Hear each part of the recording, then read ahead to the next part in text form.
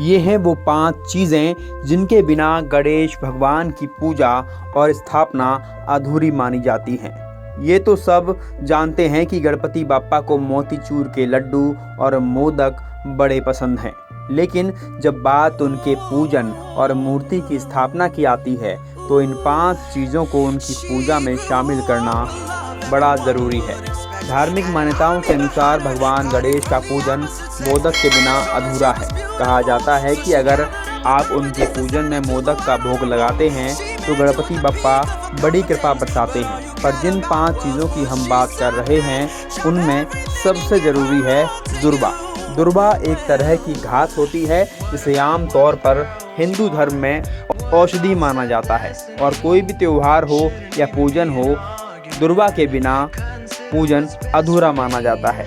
इसलिए गणेश चतुर्थी की पूजा में दुर्वा को जरूर रखें। इसके अलावा गणेश जी की पूजा में गुड़हल का फूल जरूर चढ़ाएं। कहा जाता है कि गणेश जी को लाल रंग के फूल बेहद प्रिय हैं। मान्यता है कि लाल रंग ऐसी तरंगें पैदा करता है जो भगवान गणेश से मेल खाती हैं। इससे भगवान भक्तों की मनोकामनाएं जल्दी पूर्ण करते हैं। इसके अलावा बप्पा की पूजा में नारियल जरूर रखें। इससे भी भक्तों की मनोकामना पूरी होती है और रुके हुए कार्य बनने लगते हैं। गणेश जी की पूजा में इस्तेमाल की जाने वाली चौथी चीज़ है चावल।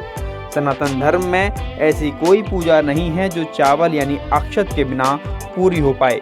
इसलिए गणेश जी के पूजन में भी आप चावल के साबूदानों का इस्तेमाल जरूर करें। और नंबर 5, गुड़।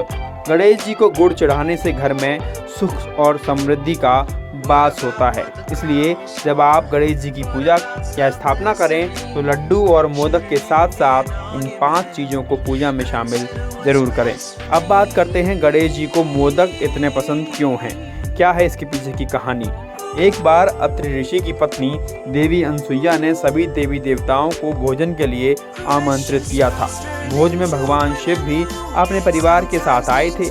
भगवान गणेश जी भी उनके साथ बैठकर भोजन कर रहे थे। एक तरफ माता अनसुईया लगातार भगवान गणेश को भोजन करा रही थीं और दूसरी तरफ गणपति बप्पा तुरंत भोजन खत्म करते जा रहे थे। ये सिलसिला काफ़ी देर तक यूं ही चलता रहा।